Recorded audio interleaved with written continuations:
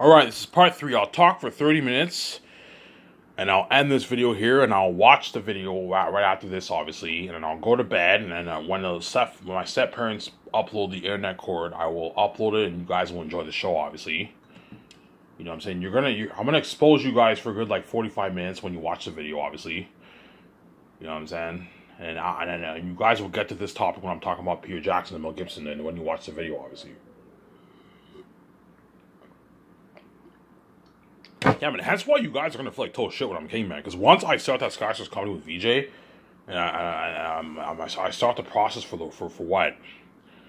Zanis, you guys are gonna feel like, "Shell, man, we're missing out on I and VJ's life, man. Their business life, with their, you know what I'm saying, for their movies, Zanis, and their personal life when they're traveling around the world, enjoying their rooftop condo, going clothes shopping. Yeah, man, going to events, going to restaurants. You're missing out, man. Yeah, man. Because I told you all the stuff that me and VJ do." Not all of it will be trending. Only some of it will be trending. Hence why you guys are missing out on our life, obviously. Hence why I'm nice enough to put out a documentary, and you're gonna get a glimpse of me and VJ's business life during the four and a half years of Zanis, because that's how nice I am. Even though you guys did this evil to me and VJ, and you're wicked people, obviously, I am nice enough to put out docs for you to enjoy, obviously. Even though you're left behind, you're gonna cry and you're gonna feel like shit, obviously. I am nice enough to put out docs for you to enjoy, and I'm put out movies for you to enjoy. And you also get to enjoy my trends on behind the scenes, obviously. See what I'm saying? Yeah, man, hence why Peter Jackson or Mel Gibson are going to really compete for that job. Because once Peter reads my book and Mel Gibson reads my book, they're going to be like, holy shit, I want to fucking adopt this kind of story. Yeah, you're looking at a masterpiece. Something even better than J.R.R. Tolkien's Lord of the Rings, man. As I told you, even though J.R.R. Tolkien is a genius, and I respect him, you know what I'm saying? There's a reason why I'm keeping his book as treasury, because Lord of the Rings has a special place in my heart. If someone took my books, I'd be very pissed off. As Lord of the Rings has a special... Or I can just buy a new one. Lord of the Rings has a very special place in my heart, you know what I'm saying here? Hence why Hence why I'm going to buy... Once I'm king, I'm going to buy a bunch of Lord of the Rings merch and all that stuff. I'm going to buy the 4K Blu-ray special edition box set of the 3 movies. The Hobbit. I'm gonna buy some Lord of the Rings posters, hanging up my condo. VJ will be like, Ivan, you're a Lord of the Rings fan. I'm like, yeah, VJ, I'm a Lord of the Rings fan. I'm going to buy some nice Lord of the Rings merch. Buy some Lord of the Rings merch, Star Wars merch, and like Matrix merch too. And Transformers and also I'll buy some Star Wars merch, Lord of the Rings merch, posters, Star Wars posters, Matrix posters. I'm saying, because I'm also a Matrix fan too. Matrix is arguably my second favorite trilogy, or Transformers. Nah, Matrix. Matrix is probably my second favorite trilogy after Lord of the Rings, and third is most likely Star Wars. Star Wars, obviously, and then fourth, probably Transformers. I love Transformers. Transformers, you can argue, is also one of the best movie trilogies ever, too. It's a fucking masterpiece, too, man. The first 3 movies were good, whereas the other ones weren't that good, Jim Singer.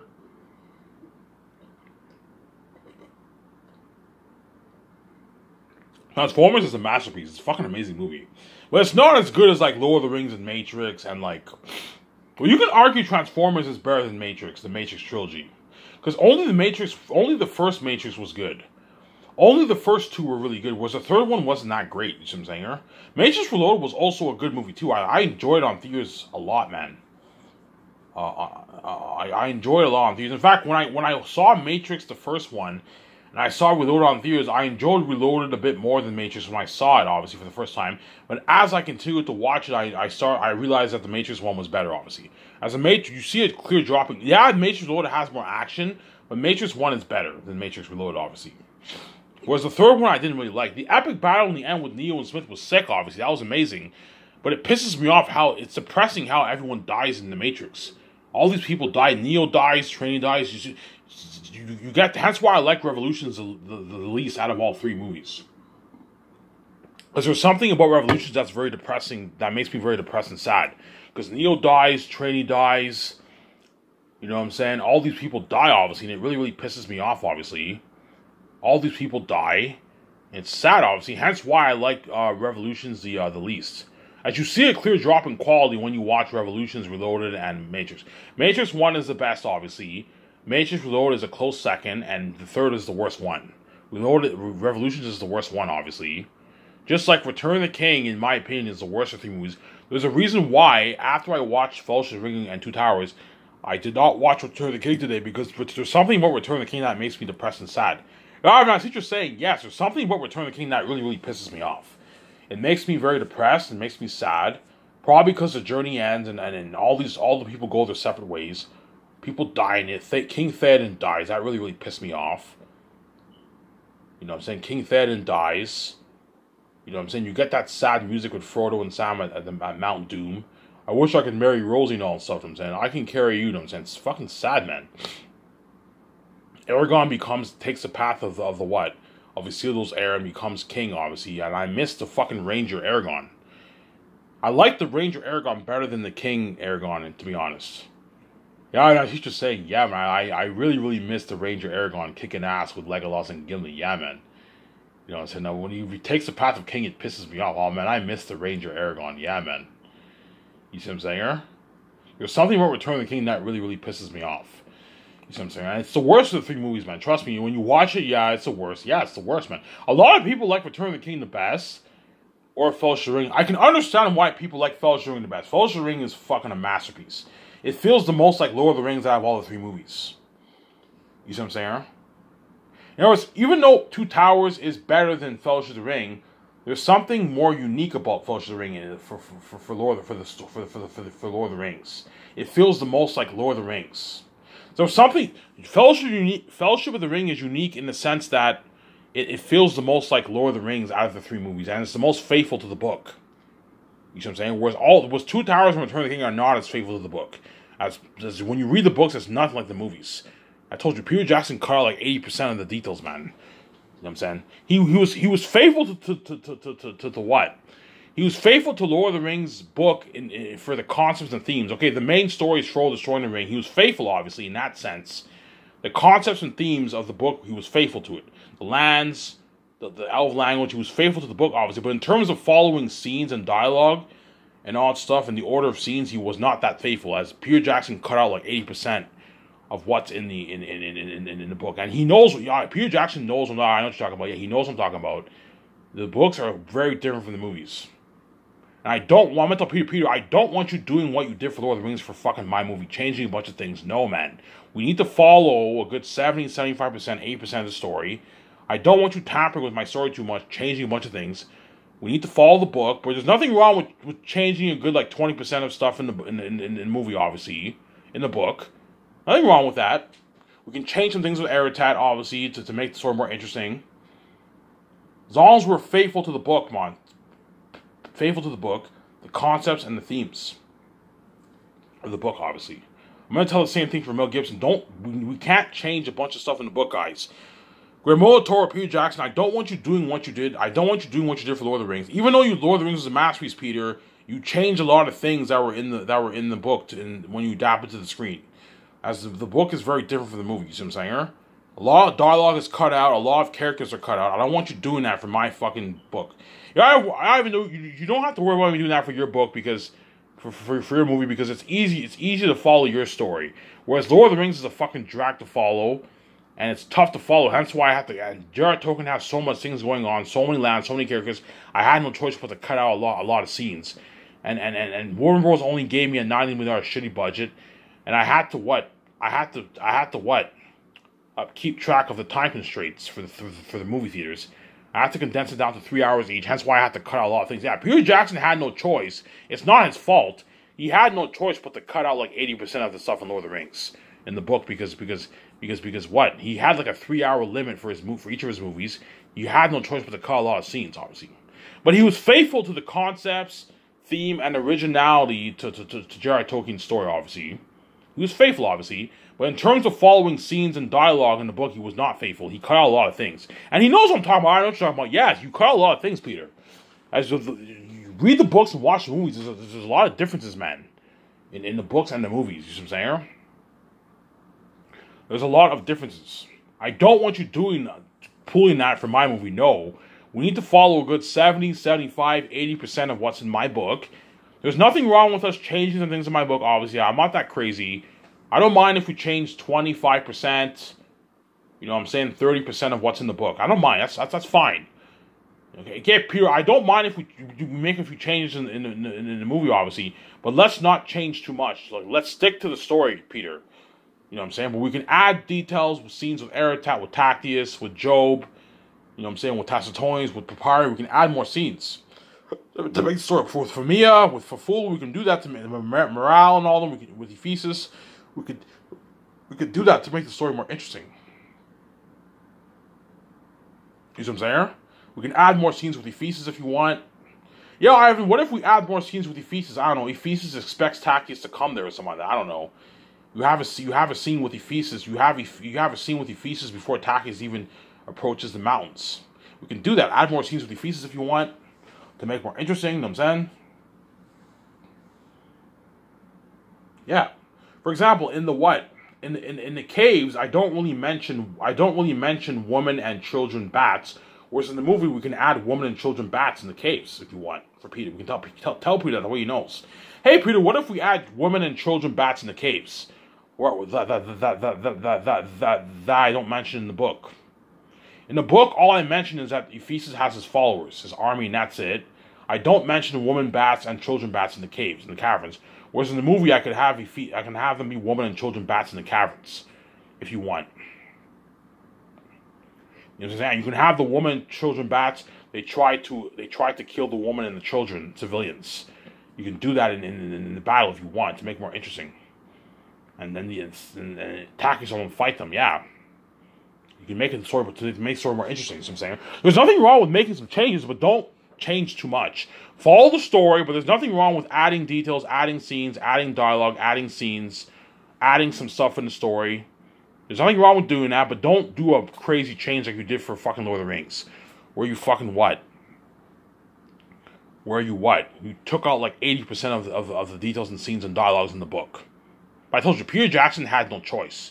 It's not his fault. He had no choice. And Lord of the Rings is a tough book to adapt. You can't really follow it word to word. Otherwise, the story can be a bit messy. Peter Jackson mentioned this in the documentary. If you follow Lord of the Rings word to word, the story can be a bit messy. You can't really follow Lord of the Rings word to word. You can only follow maybe like 60% of it, and that's it. If you follow 100% of Lord of the Rings, the story would be a bit messy, because Jared Tolkien has so many things going on every page. It's crazy, man. And that's why Peter Jackson had to cut out a lot of what? A lot of stuff. Some stuff that were in the book, he included in the movie, obviously, like the beacons being lit in Return of the King. That's in the movie, obviously. But there's a lot of things he changed, too.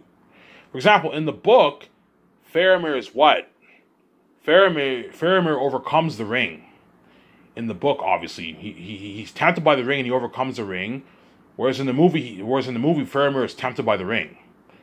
You know what I'm saying? He made some changes, obviously. You know what I'm saying? He made a few changes, obviously. There's nothing wrong with making a few changes, but I don't want him doing that for my movie where he makes a big change like that, like having Faramir be overcoming the ring in the book, and the movie he's tempted by the ring. Okay, Peter, I don't want you making all these changes for my book. Follow the story, but there's nothing wrong with adding details. For example, the scene when Tactius and them are thrown in the dungeon, I won't spoil the story for you, Volume 2, we can make that scene more dramatic. They have like a trial, you have the crowds vote and all that stuff. Whereas in the book, that doesn't happen. You can do that to make, hey, Peter, what if we do that? Yeah, we can do that to make it more interesting. Yeah, there's nothing wrong with adding some details and scenes, but follow the story. Follow the what? The DNA of the story, man. You see what I'm saying? Don't change a bunch of stuff like you did for Lord of the Rings. But for Lord of the Rings, he was faithful to the DNA and what? And what? Peter Jackson was faithful to the DNA and what? And what? He was faithful to the DNA and the what? And the what? And the concepts, things of the story, you know what I'm saying? But in terms of details and scenes and dialogue, he changed a lot of things. Peter Jackson. But I told you, Peter Jackson pulled it off, man. I was like, I can never adapt a story like Lord of the Rings to basically. It's too complicated for me.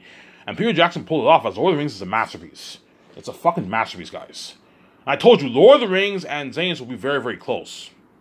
I'm not going to say Xehanort will blow Lord of the Rings out of the water. No, man. It's going to be close, man. But Xehanort will take the edge because I'm putting 9 million towards Xehanort. I am acting in the movie, guys, as Prince Tactius. And Eretat is the walking devil himself. 3 times scarier than those beings in Lord of the Rings. If you thought the Witch King of Agamemnon was freaky, remember in Lord of the Rings when he breaks Gandalf's staff? You understand? Pippin's covering his ears in Return of the King, and then the Rohan army appears, obviously, in Return of the King. If you think that Witch King of Agamemnon was freaky, nothing. Eretat will make him look good. Eretat's the walking devil incarnate.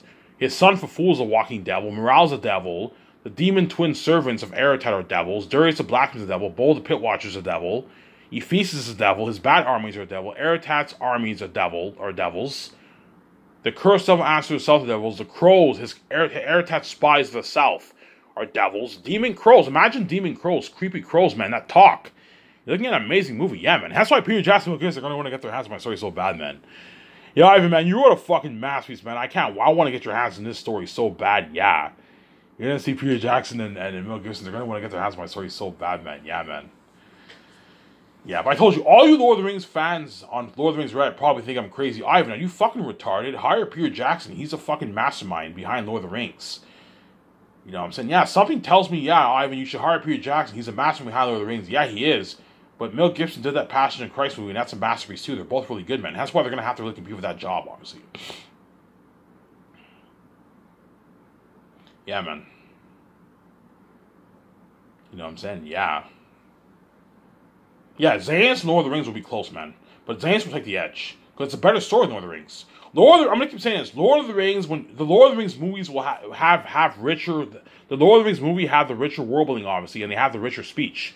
Lord of the Rings, when you watch the movies, they have really, really rich speech, man. You have the language of the elves, and when they speak, when you see all the people speaking, they have very, very rich, it's very, very rich speech, obviously. But Zanus also has rich speech, too. When you read my book, you see what I mean. Zanus has very, very rich speech, too, but it's not as rich on the same level as Lord of the Rings, man. Like, J.R.R. Tolkien has he's a genius. He has rich dialogue. Like, shields shall be splintered, swords shall be shaken or something like that. Swords shall be splintered. A sword day, a red day, air this summer. Like Zanus does not have speech like that, man. Zanus has rich speech, but not on the same level as Lord of the Rings. You know what I'm saying? Lord of the Rings has richer speech. I'm giving you guys a heads up. Lord of the Rings has the better world building, obviously, and the richer speech. It has richer speech than Zanus, obviously, but Zanus has very, very rich speech too. Obviously, when you read a book, I know how to write good dialogue. Zanus has very, very rich speech, but not on the same level as Lord of the Rings. Lord of the Rings has fucking rich speech. But Zanus, when you read Zanus, you can tell the story's richer. Yeah, the story flows a lot better. It has much better pacing. The story's a lot more richer than Lord of the Rings. You know what I'm saying? Whereas Lord of the Rings has a richer world building, obviously. But at the end of the day, it comes down to your story. If you wrote a better story, your book is better and your movie will be better. Hence why Zanus will take the edge. Take the edge. It'll beat out Lord of the Rings. Don't hate me, Peter Jackson. It will beat out Lord of the Rings by a margin. A margin. Close. Very, very close. But it'll beat it out by a bit, man. I can't see Lord of the Rings being Zanus, man. If you put $980 million towards Lord Zanus, $400 million towards CGI technology, special effects, something better than Pandora, Avatar, and the world building of Lord of the Rings, action sequences better than Lord of the Rings. If you thought the Helm's Deep battle was good, think something 2-3 times better than that for Lord of the Rings. Imagine Ivan and Amir acting in the movie. You're gonna see me kicking ass in the movie, fighting all the demon bats and wolves. You're gonna see all the actors for chosen actors for Zanus fighting all the demon bats and wolves. Obviously, you have the cursed devil answer of the south, demons, and you have the holy answer of the north. Yeah, man. And you also have Ephesus, who's the devil king out of the mountains. You know what I'm saying? And you have the unheard of horror of the wolves. Yeah, man. You know what I'm saying? And if you follow that kind of story and you adapt to the big screen, you pour all that money towards it, you have me and Vijay acting in it, I can't see Lord of the Rings beating that. But it'll be very, very close, you know what I'm saying? And Peter Jackson knows what I'm talking about. When you read the book, he'll be like, yeah. When Peter Jackson reads the book, he'll be like, holy shit, if Ivan adapts this movie to the big screen and he puts $1 billion towards it, yeah, this movie will be, he'll have that thought cross his mind, yeah, this movie might take up my Lord of the Rings movie by a margin, yeah. By a margin, man, because it's close, man. Because Peter Jackson directed a masterpiece, man. I watched Fellowship of the Ring and I watched Two Towers the other day, and I was hooked, man. I'm like, holy shit, Peter Jackson directed a masterpiece. Yeah, he's a genius, man. Peter Jackson, in my opinion, is one of the best directors in Hollywood. He really is, man. Like, you know what I'm saying? Even though he's not that consistent, his Lord of the Rings trilogy is unbeatable. Nobody can top that trilogy. Peter Jackson directed such a masterpiece that nobody can top. Yeah, man. I'm not kidding around. I have yet to see any movie trilogy top Lord of the Rings. You can't top that, man. It's too good, man. Lord of the Rings is too good of a trilogy. You see what I'm saying? You watch Transformers. Transformers is amazing, but it's not as good as Lord of the Rings. You watch Star Wars, the originals, amazing, obviously, but it's not as good as Lord of the Rings. The prequels and sequels were not that great, obviously. Well, the prequels are pretty good. George Lucas did a good job. The prequels are pretty good, obviously, but it's not as good as Lord of the Rings, obviously. The prequels had, don't hate me, George, the prequels had a little corny dialogue. The dialogue was a little corny, obviously. George Lucas had some corny dialogue in the prequels. We're smarter than this. You know what I'm saying? That was kind of cheesy, you know what I'm saying? Killing younglings. Anakin has turned to the dark side. It had very corny dialogue, obviously, in his prequels. The only reason why the prequels had corny dialogue is because George Lucas wrote it all on his own. Whereas for the originals, you had better dialogue because George Lucas co-wrote it. That's why you had better dialogue for the originals. Whereas the prequels, George Lucas did everything himself. That's why I told you I am not a fan. If you're gonna write your script, make sure you have co-writers. That way you don't. That way you get a better script. I know what I'm doing. Never ever write a movie on your own. No. Co-write it, that way you get more minds helping you out. The way you don't get corny dialogue like the prequels. Because the prequels had pretty corny dialogue. Because George Lucas, he wrote it all on his own. He didn't have help. He should have had co-writers for the prequels, obviously. And the sequels had what? Well, the sequels were a mess, obviously. When you compare Star Wars to Lord of the Rings, it's not as good as Lord of the Rings. You see what I'm saying? When you compare Matrix to Lord of the Rings, you can argue the first Matrix, is better than the Lord of the Rings movie individually if you want. You can argue that, obviously. You can argue The Matrix, the first movie, is better than even Return. The Matrix, in my opinion, is better than Return of the King, the first movie. I enjoyed The Matrix a lot more than I did Return of the King, obviously. But you can argue Fellowship of the Ring and Two Towers are better than The Matrix. But you can also argue The Matrix is better than... The Matrix 1, the first one, is better than Two Towers and and Fellowship of the Ring if you want. But in my opinion, it's not. It's not better. Well, I like Matrix, the first one, better than Return of the King, obviously. But I don't really like it better than Fellowship of the Ring and Two Towers. But you can argue it's better. You can argue The Matrix is the best movie ever made, man, in my opinion. The best movie trilogy is Lord of the Rings, obviously. The Lord of the Rings trilogy tops the Matrix trilogy, obviously. As Reloaded and Revolutions were not as good as the first one, obviously. But The Matrix, the first movie, obviously, you can argue is the best movie ever made, in my opinion. In terms of quality and story, you can argue it's the best movie ever made. Ivan, what do you think is the best movie ever made? I think the best movie ever made is probably The Matrix, probably. A close second would be maybe Two Towers or Fellowship of the Ring. Obviously. Best movie is tough, man. You also have The Godfather. I didn't enjoy The Godfather as much as The Matrix, though. I think The Matrix tops The Godfather, in my opinion. The Godfather is a masterpiece, but The Godfather is is slow pacing and it can be a bit boring sometimes when you watch it. You see what I'm saying? But Lord of the Rings tops The Godfather when you watch it, because The Godfather, the third one, wasn't that great. I heard. You see what I'm saying? I only saw the first two. Yeah, Peter Jackson directed a masterpiece, man. That's why Zanus and Matrix will be very, very close, man. It'll be very, very close, but Zanus will take the edge. Because you have the epic war in the beginning with Tacitus versus Eretat. You have the battle scene with Tacitonius, Cassius, their 50 men for Fool and 25 wolves. Obviously. You know what I'm saying? You have the battle with the eagles and the crows. The crows and the eagles fight too, obviously. And you also have the huge battle in the ancient Gilead Sea in the caverns. With Tactius, Tacitonius, Cassius, Papyri, Eli, Cornelius, Sirius, Eli, Job. You know what I'm saying? You have Lithia and all, and they have to protect. And Cornelius and the 700 blacksmiths, they fight the bats. Tactius fights Ephesus, obviously. Yeah, and they have to protect the civilians. That's all I'm gonna say. I don't want to spoil the story for you. You have that, something better than even Moria. If you thought that battle in Moria was good, think something better than that, like a mini war. Think of like a mini war in the caverns. You have like 5,000 civilians in the caverns, this huge cavern. You know what I'm saying? They find out Ephesus, the king by the mountains, obviously, and Taxim have to fight his followers, his army. Yeah, like an amazing movie. Yeah, and in the end, you have a huge epic war. 25,000 wolves, guys.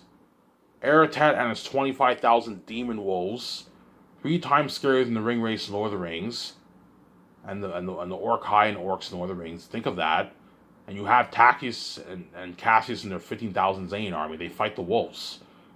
Outside the wall, obviously. And all the civilians are all scared and they're all sheltered behind the wall. And they're lined up saluting them with flowers and all that stuff. Yeah, and some of them are crying. Yeah, when Tactius marched to meet Eretat and all of them. And you also have the Curse of Masters of the South. You know what I'm saying? Yeah, man. You're looking at... I can't see what... Lord of the Rings topping Zanus. It'll be close, but I can't see Lord of the Rings topping that kind of story, man. With Tactius, you know what I'm saying? And Tactius is more mature in Volume 3. He grows his beard. Why does he grow his beard? I don't want to spoil the story for you. He grows his beard. He's more mature. Whereas in Volume 1 and Volume 2, he's cocky and confident. He looks down on Southerns. You know what I'm saying? You also have the Northerns who hate the Southerns. Obviously, the Southerns hate the Northerns. They don't like each other, obviously. You know how in Lord of the Rings, the people of Gondor and Rohan don't like each other? And the elves and the elves and the dwarves don't like each other? Well, think of something like that for Zanus. You know how the elves and dwarves don't like each other? They don't like each other, right? The elves and dwarves, well, think something like that for the Southerns and the Northerns. The Northerns don't like the Southerns don't like the Northerns. You'll see what I mean when you read Volume 3 and Volume 2 and Volume 1. You know what I'm saying? You trust me, when Tacitus meets Papyri and all of them, he looks down on them and all that stuff. He makes fun of them. He calls Papyri and all of them like poor old farmers. So I told you, even though Papyri and Sirius are not poor, compared to Tacitus and all of them, the Northerns and the Southerns and Saphius are poor people.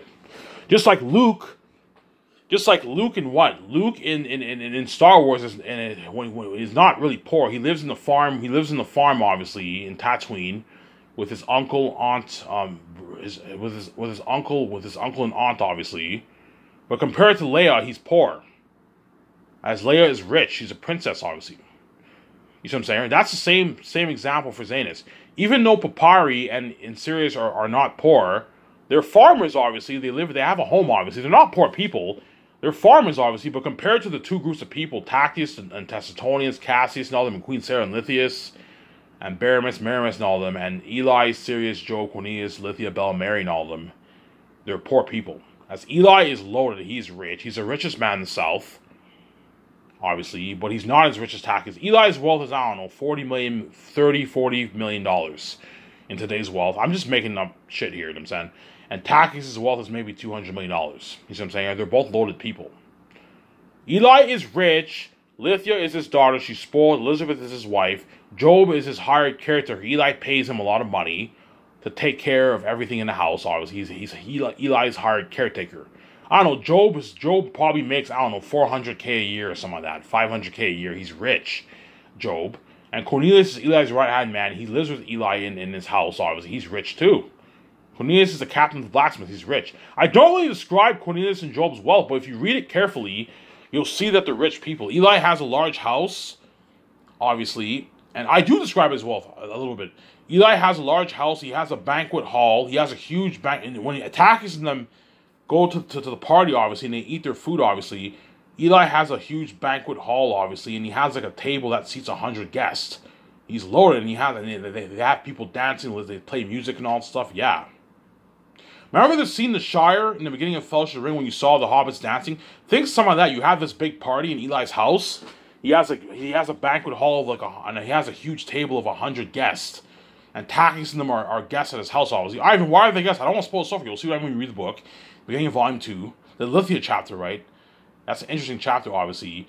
Eli is loaded. He has and Tacitus and them stay at Eli's house. And they're guests at his house, obviously. Eli is loaded, but they're not. Tacitus has his own castle. He lives in the castle with his mother, his half-sister, and his cousins, and like Baramis, Maramis, and all them. Baramis, his servant, and Maramis, all them. He's loaded. He's not as rich as Eli's not as rich as Tacitus. He's not as rich as Tacitus. That's why when Eli sees the castle, he's in awe. Holy shit! I thought I was rich. Yeah, Tacitus is richer than Eli. The Northerns are so rich that like Tacitonius and Cassius on them, when they meet Job and all, and they make fun of them and all that stuff. They call them Southerns. They look down on them because the Tacitonius and Cassius on them are fucking rich people. They're the cousins of Tacitus. They're part of the royal family. You're gonna see John Boyega, Digimon Sui, me and him, we're all cousins, and they're part of the royal family in the movie. Yeah, because Cassius and Tacitonius are part of the royal family, the royal line. Obviously, they're loaded people. Obviously. Tacitus obviously has the most wealth, obviously. Queen Sarah, Tacitus, and Lithius have the most wealth, obviously, because Lithius is Queen Sarah's daughter, obviously. Queen Sarah is the queen of Zanus. She's fucking loaded, obviously. She's the one who pays Eli his wages, obviously. She's the one who pays Eli for the... I don't explain this in the book. When you read it, if you read it carefully, you can come up with theories. When they deliver the weapons to the wall, when the Saphians deliver the weapons to the wall, and Queen Sarah obviously pays... Eli a lot of money for it. They create weapons for the Zane army. They pay Eli a lot of money. That's why Eli's loaded. You know what I'm saying? I can talk for another 7 minutes, guys. Because I have a lot to say in my mind, obviously. That's why Peter Jackson like, holy shit, I wrote a masterpiece. I want to get my hands on this story. Yeah, man, I wrote a masterpiece. Shut my camera here.